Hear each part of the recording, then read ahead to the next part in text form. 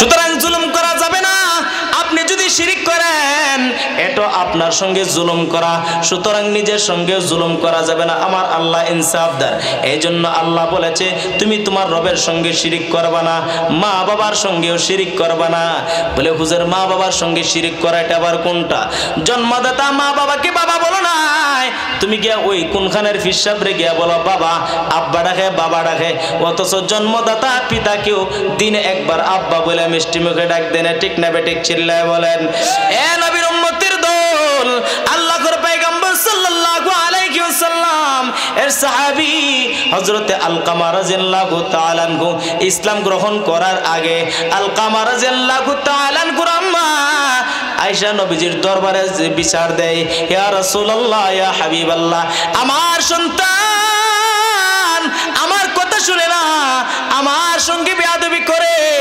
নবীজি সাল্লাল্লাহু আলাইহি ওয়াসাল্লাম পিতামাতার খেদমতের ব্যাপারে কতটুক কঠোর ছিল, কতটুক দায়িত্ববান ছিল, এটা বোঝানোর জন্য সাহাবায়ে কেরাম রাদিয়াল্লাহু তাআলা আনহুকে বললেন, হে সাহাবায়ে কেরামের দল, তোমরা কাঠের লাকড়ি আইনা জমা করো। কাঠের লাকড়ি জমা করার পর নবীজি সাল্লাল্লাহু আলাইহি সাল্লাম সাহাবায়ে কেরাম রাদিয়াল্লাহু তাআলা আনহু আজমাইন নির্দেশ দিলেন তোমরা আগুন জ্বালিয়ে দাও। আগুন জ্বালানোর পরে সাহাবায়ে কেরামদের নির্দেশ দিলেন তাকে আগুনের মধ্যে ফেলে দাও। আলকামাকে বললেন, আলকামার আম্মা আগুন দেখে চিৎকার করে বললেন, ইয়া রাসূলুল্লাহ, ইয়া হাবিবাল্লাহ, নবী, মা হয়ে বিচার দিতে পারি, মার কষ্ট, মার চোখের সামনে সন্তানের পুরা লাশ দেখতে চাই না। দেখেন মার কত দরদ, বেয়াদবির কারণে সহ্য না করতে পেরে নবীর দরবারে বিচার দিছে। কিন্তু যখন নবীজি কঠোরতা দেখাইছেন, আগুনে পুড়ে দেওয়ার জন্য চেষ্টা করছেন, এটা তো নবীজি আগুনে পোড়ার জন্য বলে নাই, শাসন করার চেষ্টা করছেন, মাকে বোঝানোর জন্য বুঝাইছেন।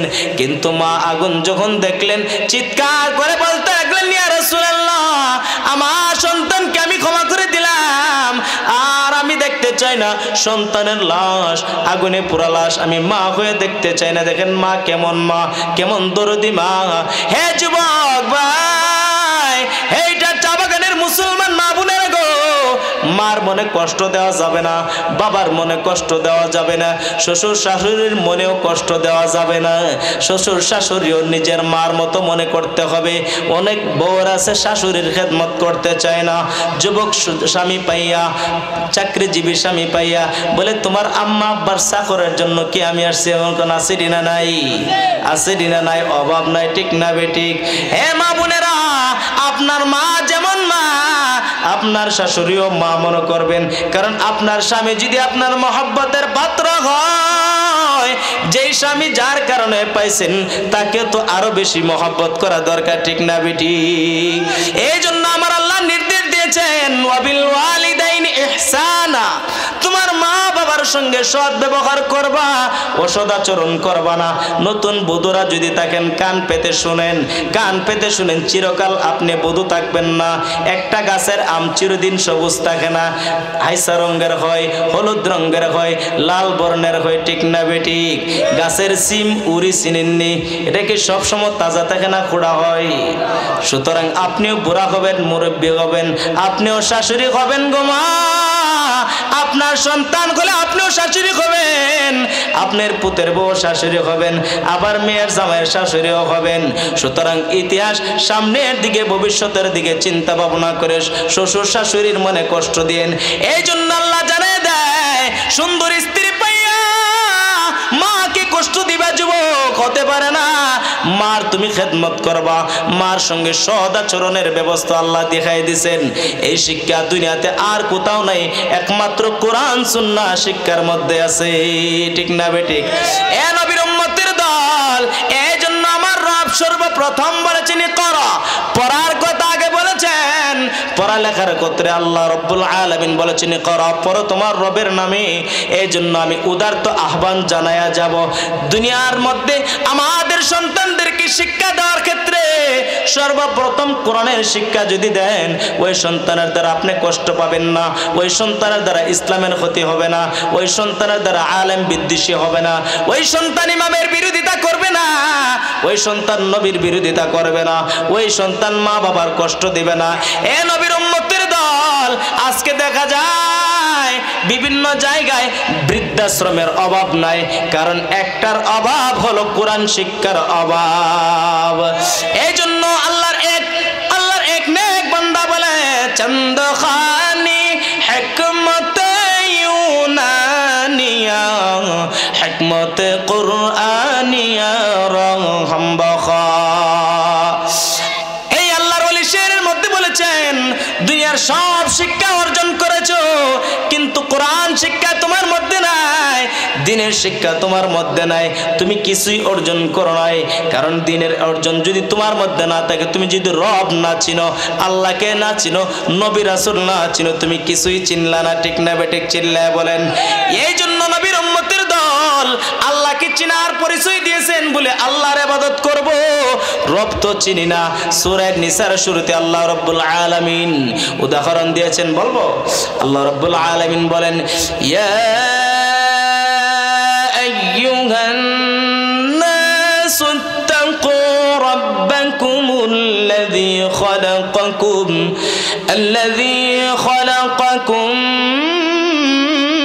মিন নাফসিন ওয়াহিদা ওয়া খালাকা মিনহা যাওজাহা ওয়া বাসসা মিনহুমা রিজালান কাসীরা। আল্লাহ রাব্বুল আলামিন জানায় দেখ, হে লোক সকল, হে মানুষ সকল, তোমরা আল্লাহকে ভয় করো, আল্লাহকে ভয় করো। আল্লাহর ভয় যদি দিলের মধ্যে থাকে, তাহলে বাবা হয়ে মাকে, বাবা হয়ে মেয়েকে জিনা করতে পারে না। গতকালকের আগের দিন পত্রিকার মধ্যে পাইলাম, মাধবপুর উপজেলায় নোয়াপাড়া ইউনিয়নে বেঙ্গাডোবা গ্রামের এক ব্যক্তি সাক্কু মিয়া নামে 15 বছরের মেয়েকে গভীর রজনীতে দর্শন করেছে। নাউজুবিল্লাহ, চিল্লায় বলেন না। এ কেমন জালেম, কেমন বড় গাঞ্জাখোর হলে আপন মেয়েকে দর্শনের মধ্যে লিপ্ত হয়ে যায়। কিসের অভাব? শিক্ষার অভাব। কোন শিক্ষা? কোরআনের শিক্ষা, আল্লাহর ভয়। এই জন্য আমার রবি বলেছেন, ইয়া আইয়ুহান নাসু তাকু রাব্বাকুম, হে লোক সকল, হে মানুষ সকল, রবকে ভয় করো, আল্লাহকে ভয় করো। বলে আল্লাহ তো চিনি না আল্লাহকে। আমার আল্লাহ কত সুন্দর করে এর অংশ পরবর্তী অংশের মধ্যে পরিচয় দেন, আল্লাযী খালাকাকুম মিন নাফসিন ওয়াহিদা। আল্লাহ বলেন তিনি যিনি একটা আত্মা থেকে অধিকতর আত্মা বানাইছেন। এক আদম, বাবা আদম আলাইহিস সালাম থেকে অসংখ্য অগণিত মিলিয়ন ট্রিলিয়ন আল্লাহ রাব্বুল আলামিন মানব বানাইলেন। ওই আল্লাহকে ভয় করো। আল্লাযী খালাকাকুম মিন নাফসিন ওয়াহিদা ওয়া খালাকা মিনহা যাওজাহা ওয়া বাসসা মিনহুমা রিজালান কাসীরা। আল্লাহু আকবার, জোরে বলেন। আল্লাহ বলেন শুধু মানুষ বানায় নাই, জোড়া জোড়া বানাইছি, তাদের স্ত্রী দিয়েও বানাইছি। সুবহানাল্লাহ, জোরে বলেন। আল্লাহু আকবার, আল্লাহু আকবার। জান্নাতের মধ্যে বিবি পাইবেন। এখন জান্নাত কামাই করতে গেলে মা বাবার খেদমত করে না, না কইরা? আল্লাহর গোলামি করে না, না করে? এ নবীর উম্মতের দল, মা বাবার খেদমত কিভাবে করবেন? মা বাবার খেদমত করার জন্য আল্লাহ রাব্বুল আলামিন বলেন, মা বাবার খেদমত করার কথা বলেছেন, ইম্মা ইয়াবলুগান্না ইনদাকাল কিবারা আহাদুহুমা আও কিলাহুমা।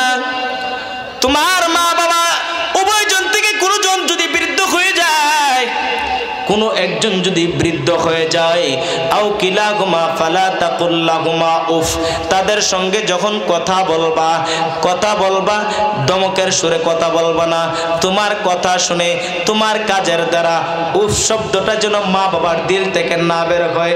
এ যুবক, সাবধান, সাবধান হয়ে যাও। বাইক নিয়ে ঘোরার জন্য, গার্লফ্রেন্ডকে নিয়ে ঘোরার জন্য, মোটর সাইকেলের পিছন দিয়ে ঘোরানোর জন্য, দুনিয়াটাকে সফর করার জন্য মা বাবার গলায় ছুরি দেয়া মোটর সাইকেলের বায়না ধরবি না।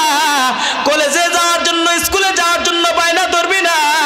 অথচ কলেজ স্কুলে যায় না।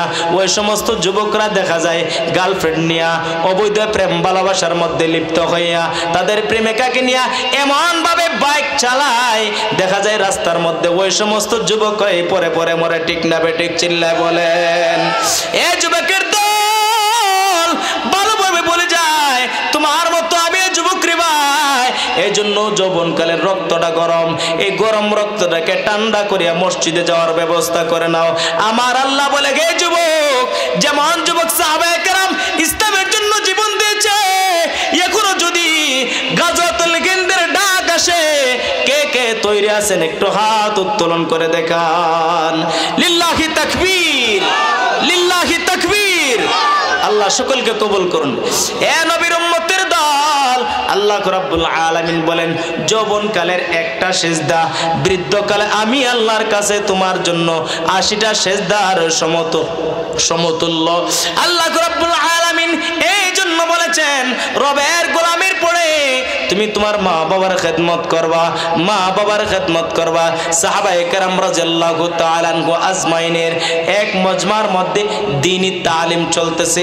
হঠাৎ করে নবীজি সাল্লাল্লাহু আলাইহি ওয়াসাল্লাম মা বাবার খেদমতের একটা হাদিস পড়ে শোনাইলেন।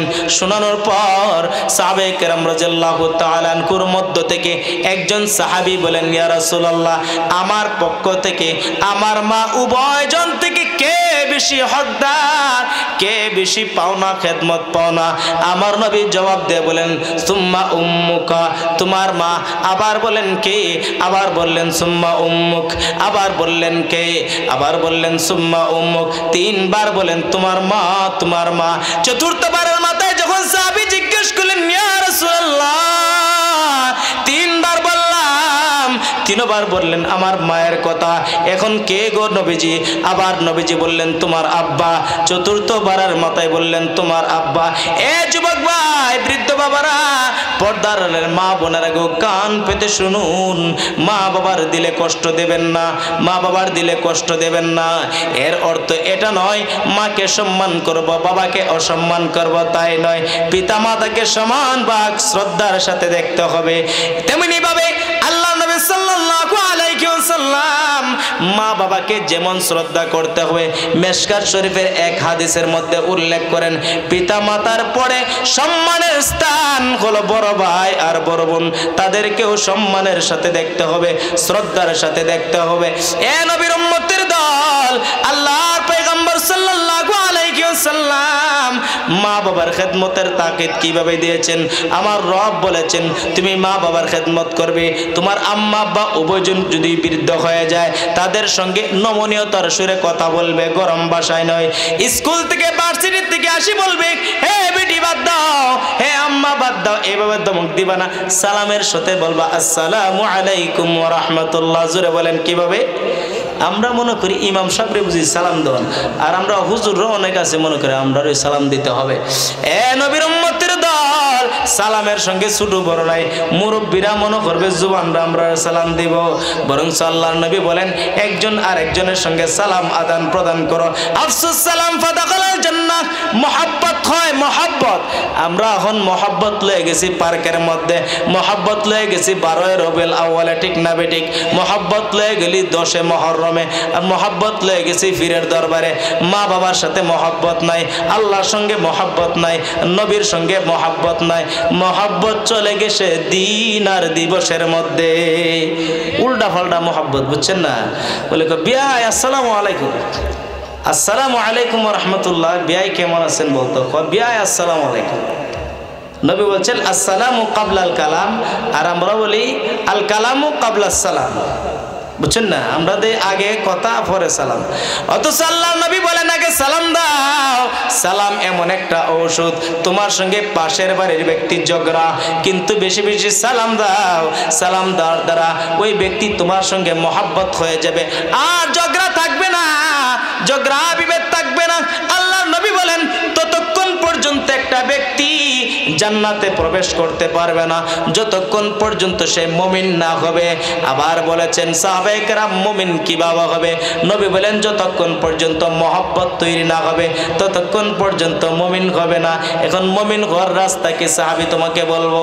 আল্লাহর নবী বলে দেন আফসুস সালাম, আফসুস সালাম, একে অপরকে সালাম দাও, সালাম দাও। আজকে থেকে সালাম দিবেন তো না? মসজিদ আর মুরব্বি সব জায়গায় সালাম চলবে। গড়ে ঢোকার সময় সালাম দিবেন আসসালামু আলাইকুম ওয়া রাহমাতুল্লাহি ওয়া বারাকাতুহু। মাকে সালাম দিবেন, বাবাকে সালাম দিবেন, স্ত্রীকে সালাম দিবেন।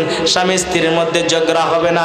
আল্লাহর নবী বলেন মহব্বত বেড়ে যাবে, ভালোবাসা বেড়ে যাবে, আর মধুর সংসারের মধ্যে আর বেঙ্গুলের সাথে বাসা বানবে না। আর এখন আমরা কি এর ভালোবাসা? বহার চুলে কিয়ামত চলে, ঠিক নেই? তরকারির মধ্যে লবণ একটু কমলে আর চালটা বেশি হইলে তেলা দিলে সারে লেছে। নবীর উম্মতের দল, মা বাবার সঙ্গে সৎ ব্যবহার করতে হবে। আল্লাহ বলেছেন ইম্মা ইয়াবলুগান্না ইনদাকাল কিবারা আহাদুহুমা, উভয়জন থেকে কোন একজন বৃদ্ধ হয়ে গেলে অথবা দুজন বৃদ্ধ হয়ে গেলে ফালা তাকুল লাহুমা উফ, যখন তুমি কথা বলবা তোমার কথার দ্বারা যেন কষ্ট পেয়ে উফ শব্দ ব্যবহার না করে। ওয়া কুল লাহুমা কাওলান কারীমা, বলে কি ব্যবহার করব? আল্লাহ বলেন সালাত রহমত, রহমতের ব্যবহার করো। কারিম শব্দ ব্যবহার করেছেন, দয়ার ব্যবহার করো, নম্র ব্যবহার করো। নবীর উম্মতের দল, আল্লাহ রাব্বুল আলামিন কোরআনের মধ্যে আমরা মা বাবার সঙ্গে কিভাবে ব্যবহার করব তাও শিক্ষা দিয়েছেন, আসেনি না নাই? এখন কোরআন যদি না পড়ি, কোরআন যদি না শিখি আমরা জানতে পারবো? আমরা কোরআন পড়তে পারি না, সন্তানকে পড়াইবো, নিজে পড়তে পারি না সন্তানকে পড়াইবো, সন্তানকে পড়াইতে পারি না নাতিকে পড়াইবো। রাজে আসেনি না নাই? নবীর উম্মতের দল, আল্লাহ রাব্বুল আলামিন বলে ওয়া কুল লাহুমা কাওলান কারীমা। নবীর আল্লাহ রাব্বুল আলামিন বলেন মা বাবার সঙ্গে দয়ার ব্যবহার করবা, নরম ব্যবহার করবা। ওয়াখফিজ লাহুমা জানাহায-যুল্লি মিনার রাহমা ওয়া কুর রাব্বিরহামহুমা কামা রাব্বায়ানি সগীরা।